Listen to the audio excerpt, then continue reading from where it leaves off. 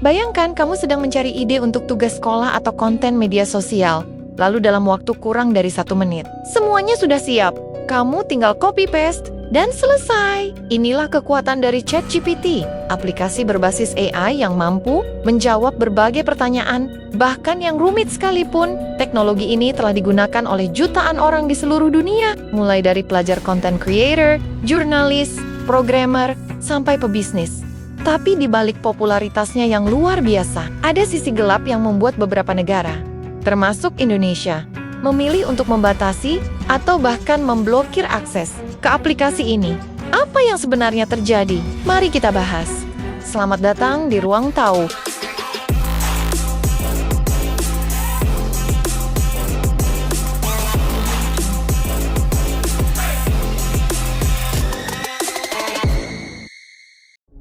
Apa itu ChatGPT? ChatGPT adalah singkatan dari Chat Generative Pre-trained Transformer. Aplikasi ini dikembangkan oleh perusahaan teknologi asal Amerika Serikat bernama OpenAI. Ia menggunakan teknologi pemrosesan bahasa alami atau Natural Language Processing yang memungkinkan ChatGPT untuk memahami pertanyaan dan memberikan jawaban yang sangat mirip seperti manusia. Misalnya nih, kamu bisa tanya, ceritakan sejarah Indonesia dalam 5 paragraf, dan ChatGPT akan langsung membuatkan ringkasan dengan bahasa yang mudah dipahami. Keren banget kan? Kenapa dunia heboh? Sejak diluncurkan ke publik, ChatGPT langsung viral. Bayangkan saja, dalam waktu hanya 5 hari, aplikasi ini sudah punya lebih dari 1 juta pengguna. Orang-orang mulai menyadari kalau ChatGPT bisa dimanfaatkan untuk banyak hal. Menulis artikel, membuat kode program, menerjemahkan bahasa, memberi ide bisnis, bahkan menulis surat cinta. Banyak perusahaan juga mulai mengintegrasikan ChatGPT ke sistem kerja mereka, karena bisa meningkatkan efisiensi dan produktivitas secara drastis. Beberapa bahkan mulai mempertanyakan, apakah teknologi ini akan menggantikan pekerjaan manusia di masa depan? Tapi kenapa diblokir? Nah, ini bagian yang menarik. Kenapa aplikasi sekeren ini justru sempat diblokir di Indonesia? Salah satu alasan utamanya adalah masalah keamanan data dan regulasi. Pemerintah Indonesia, lewat Kementerian Kominfo, menyatakan bahwa setiap platform digital yang beroperasi di Indonesia harus mendaftar sebagai penyelenggara sistem elektronik atau PSE. Ini adalah aturan untuk memastikan bahwa aplikasi digital bisa diawasi dan bertanggung jawab terhadap konten dan data pengguna.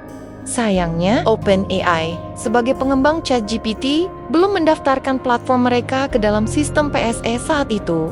Akibatnya, akses ke situs OpenAI dan ChatGPT sempat tidak bisa dibuka dari dalam negeri. Banyak pengguna panik dan mulai mencari VPN agar tetap bisa mengakses ChatGPT.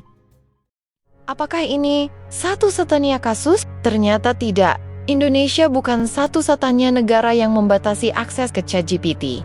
Di beberapa negara seperti Italia, Rusia, dan Cina, aplikasi ini juga sempat atau bahkan masih diblokir. Alasannya pun beragam, mulai dari perlindungan data pribadi, masalah etika, sampai kekhawatiran bahwa AI bisa menyebarkan informasi yang salah atau bias.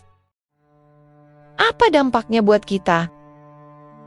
Pemblokiran ini tentu jadi pukulan berat, terutama bagi content creator, mahasiswa, atau pelaku bisnis digital yang sudah terbiasa menggunakan ChatGPT. Banyak pekerjaan jadi terhambat, tapi di sisi lain, kita juga bisa melihat ini sebagai pengingat bahwa teknologi secanggih apapun tetap harus diatur dan diawasi. Karena ketika kekuatan informasi ada di tangan sebuah mesin, risikonya bukan main-main. Kabar terbaru, kabar baiknya, setelah proses komunikasi antara pihak OpenAI dan Kominfo, akhirnya layanan ChatGPT kini bisa diakses kembali di Indonesia. Namun begitu, Kominfo tetap mengingatkan bahwa platform seperti ini harus mematuhi regulasi yang berlaku di Indonesia. Dan pengguna juga diimbau untuk bijak dalam menggunakan teknologi AI, gunakan untuk hal yang positif. Jangan untuk menyebarkan hoax atau melakukan kecurangan. Jadi teman-teman, aplikasi ini memang luar biasa. Bisa bikin hidup kita lebih mudah. Tapi jangan lupa, di balik kecanggihannya, tetap ada aturan yang harus ditaati. Dan sebagai pengguna, kita juga punya tanggung jawab moral. Gunakan teknologi untuk hal yang bermanfaat, bukan untuk merugikan orang lain. Kalau kamu sendiri pernah pakai ChatGPT atau aplikasi AI lainnya, Tulis di kolom komentar ya. Dan jangan lupa subscribe, aktifkan lonceng notifikasi dan like. Jika kamu suka video ini, sampai jumpa di video berikutnya.